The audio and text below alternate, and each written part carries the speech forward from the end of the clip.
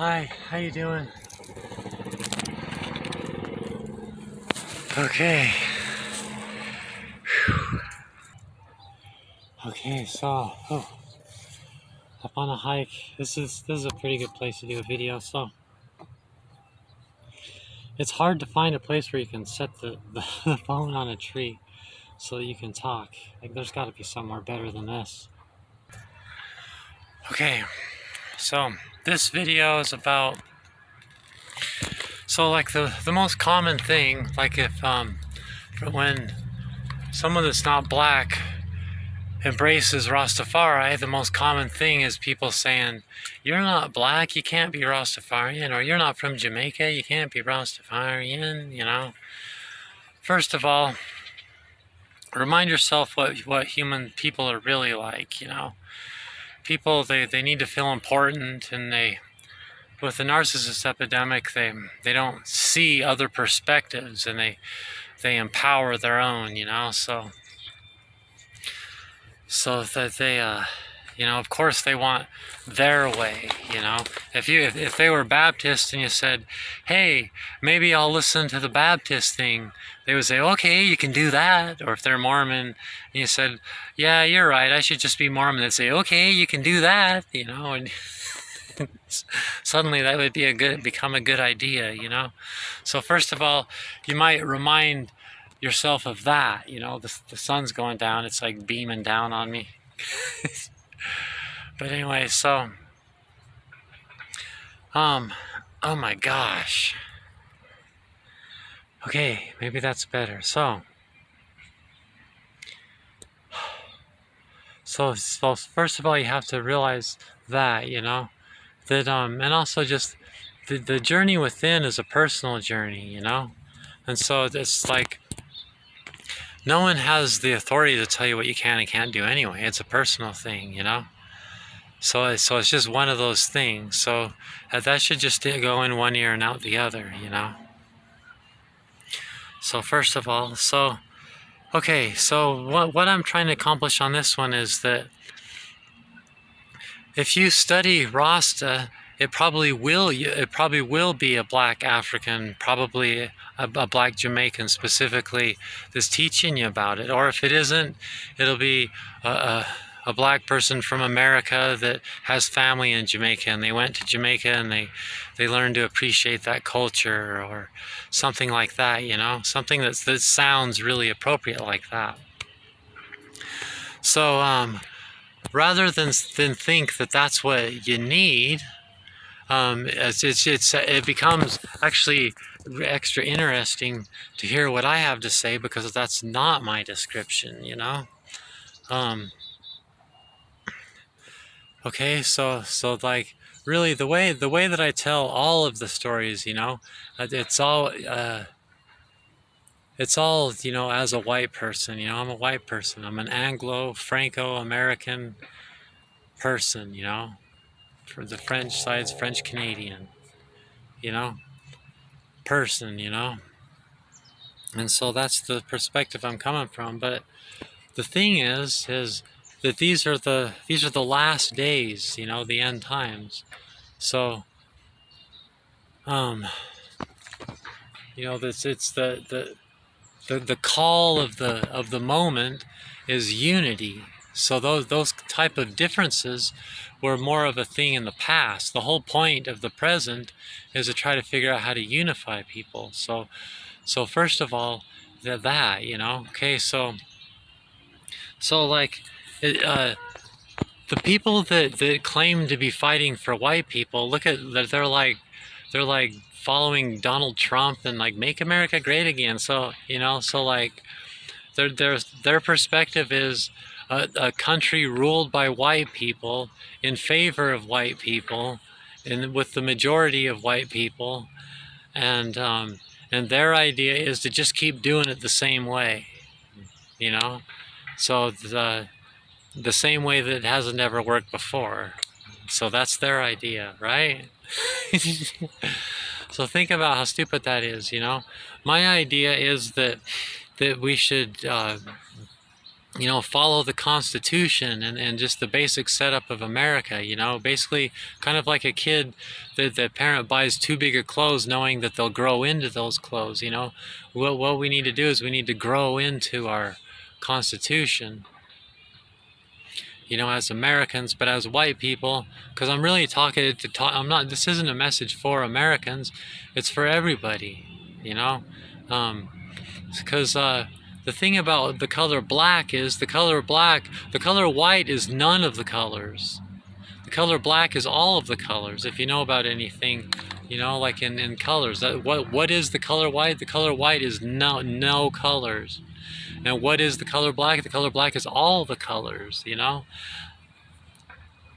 So, and then we know that early man came from Africa, that we come from Africa, and that's what archaeology teaches us. And that's even what the Bible teaches us. If you look at Genesis chapter 2, verse, I believe, 12, Ethiopia is one of the branches of the rivers, and none of the other places are really comprehensive places. It says Euphrates, but they always called rivers that. In Africa, it's known that and in science and archaeology, and in the Bible, it's Kush. Some translations say Kush. Kush is another name for Ethiopia, or some say Abyssinia, also another name for Ethiopia. It's Ethiopia, all right, and that is where the early man comes from, or just East Africa anyway, which used to all be called Ethiopia. So there's that. So then the Lion of Judah that would open the seven seals, and would have a new name. Revelations 3:12, and it mentions it in Isaiah 2. I can't remember. I don't have it memorized right now. I'm up in the mountain, in the mountains, getting attacked by some kind of bug. So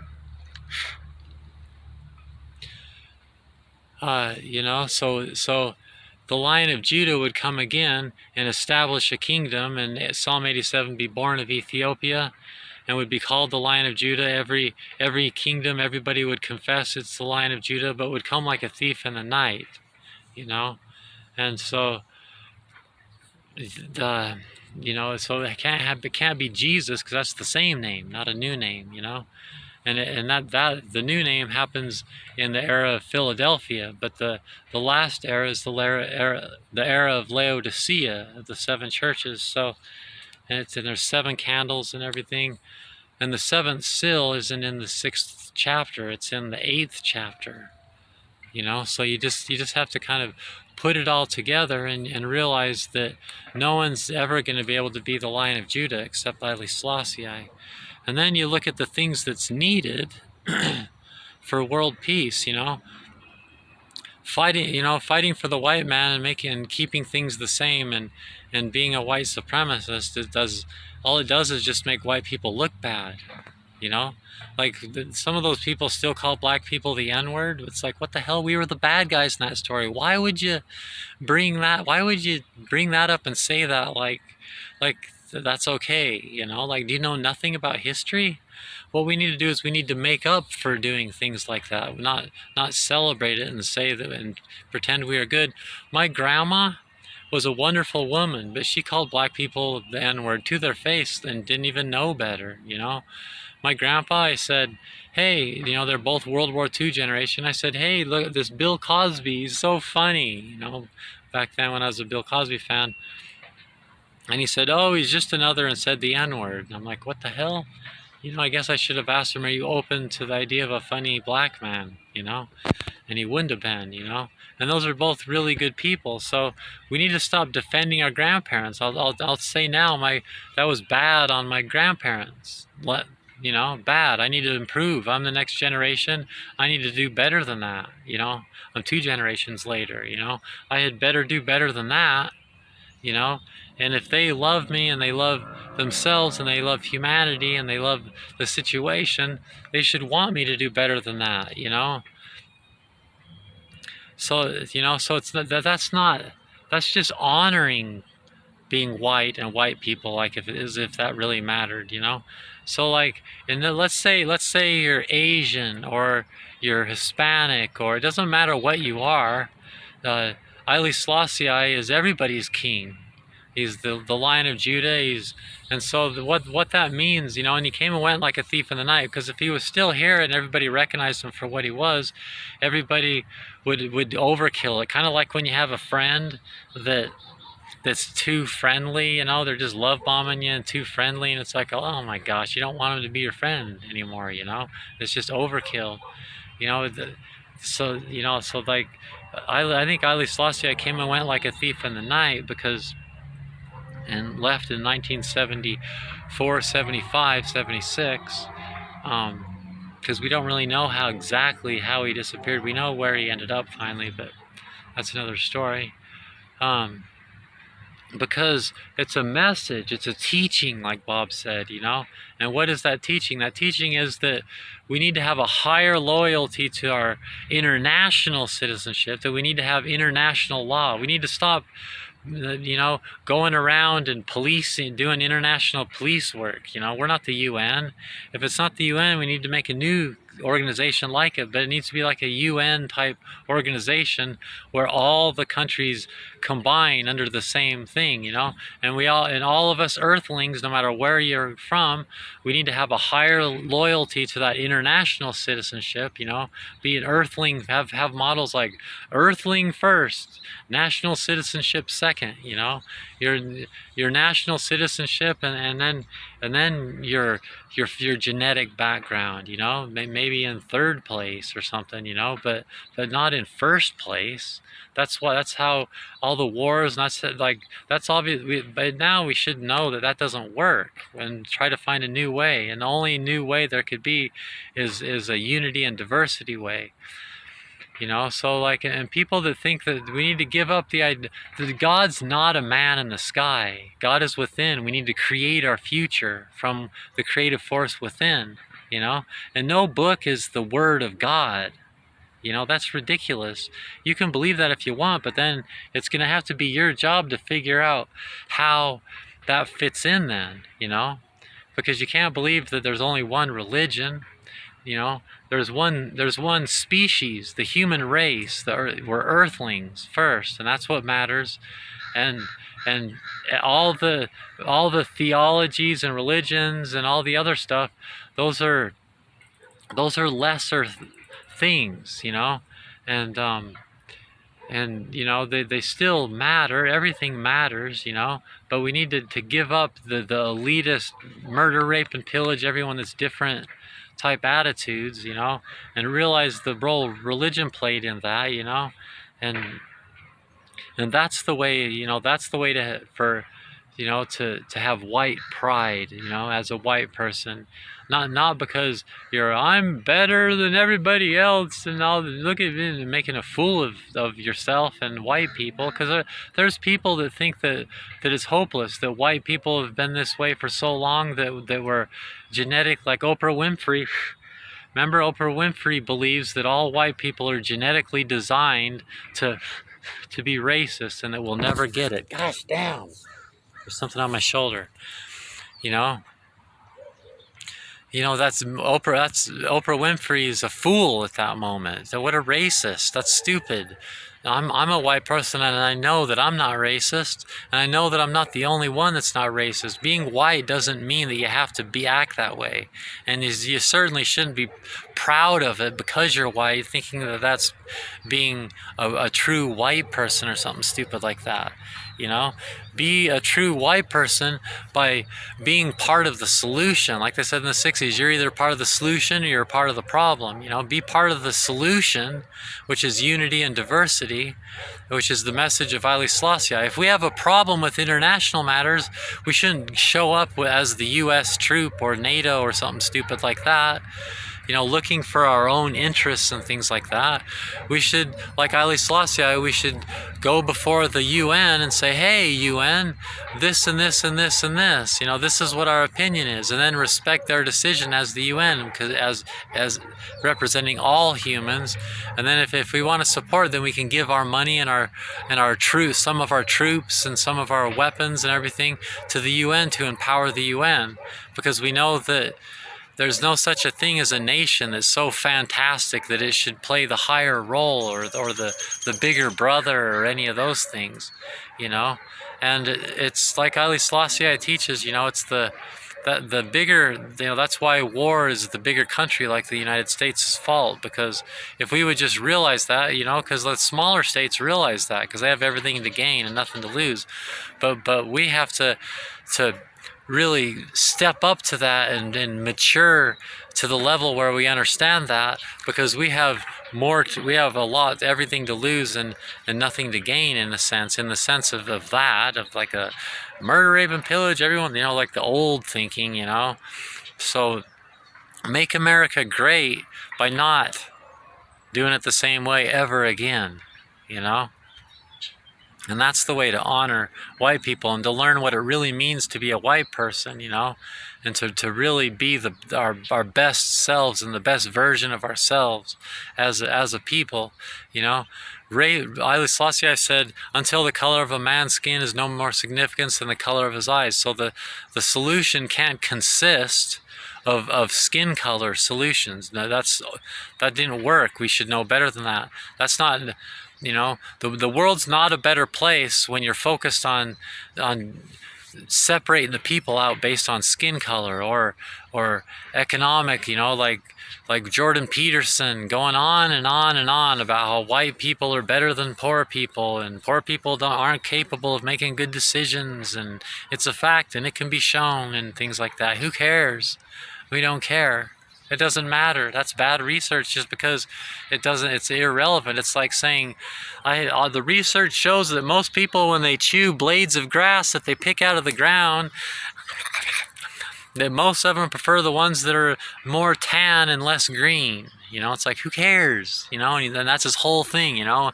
Elect me because I know that this kind of grass tastes better to more different kinds of humans, you know. So what? There's always going to be poorer people, and there's always going to be more wealthy of people. The trick is how to get everything to work together, you know. We need to be feeding the poor people, you know, like there's no such a thing as a free lunch. Who do they think they are? That type of thinking. No. There needs to be such a thing as a free lunch, you know. Somebody actually, like me, I won't accept a free lunch or that kind of help because I don't need it. But if somebody actually needs that kind of help, let's give it to them. You know, like, what the hell? These people on welfare and that, and what good, you know. We need, like, the Christians, you know, Jesus said to feed the poor, and the Muslims, it's like one of the pillars of their faith, you know. So between the Muslims and the Christians, all the poor people should be fed. Instead, they're the first ones to say to not do that, you know. And shame on you guys, you know. That's just an example of how one religion is never going to rule the world. So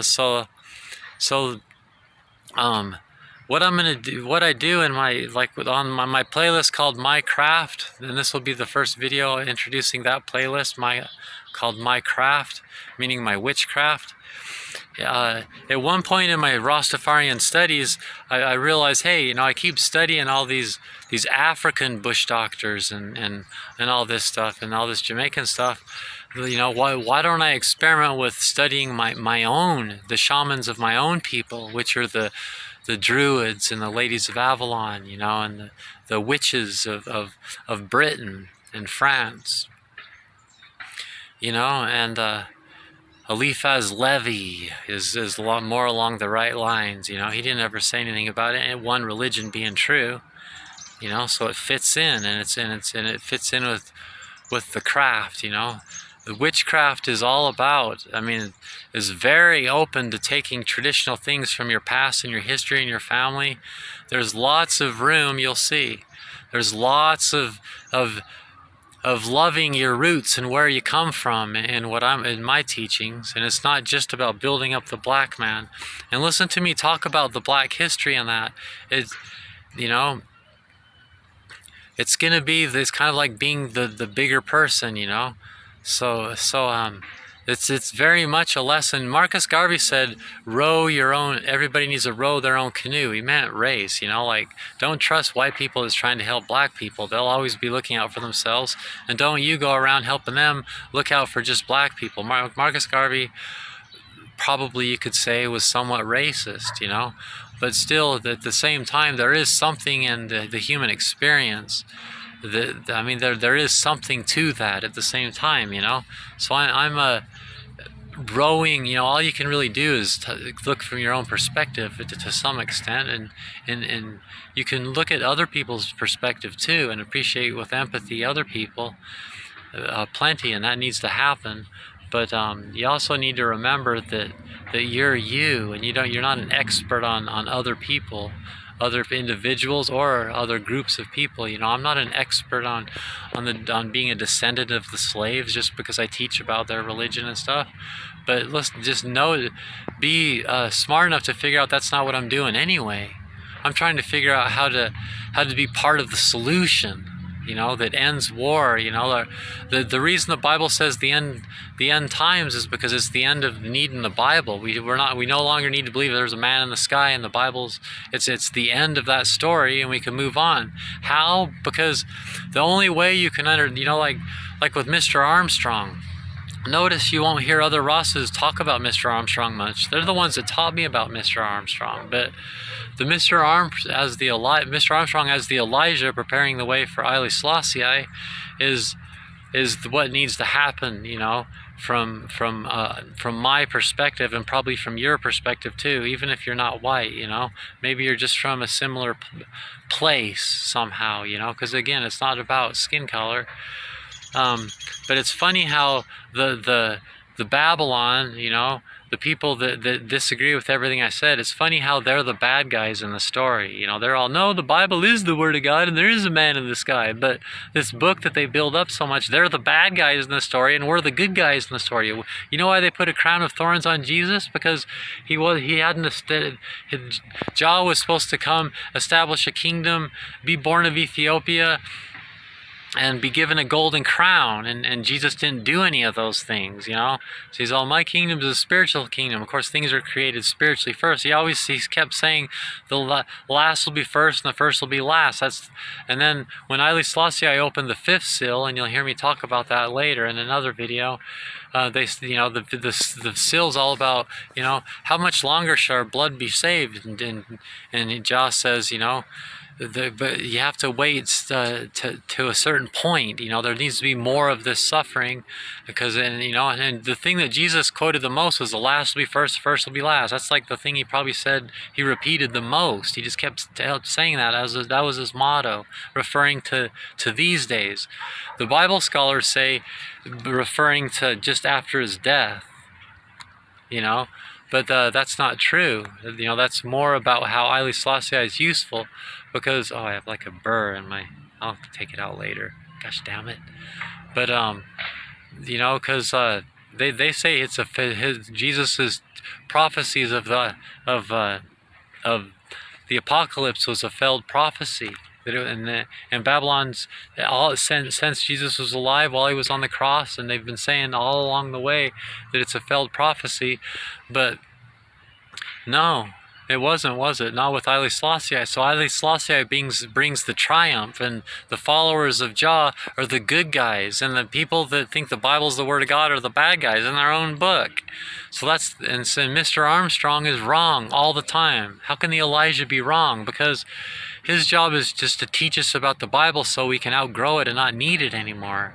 You know, so these are the components of what I'm doing. Is I'm picking the components out of my message that I'm saying on this playlist, so you can see that you don't need to be black to be a Rasta. In fact, if you really are white or anything else, if you're an earthling, then the Jah's our king, and we need to find how to fit it all together. You know, Jah really, wow.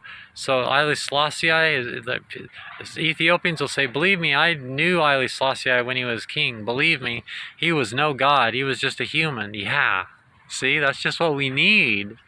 We need to stop embellishing the story and making Jah out to be something he's not. Jesus also, if Jesus walked by on this path, you'd be like, oh wow, that was no God, that was just a man that just walked by, you know.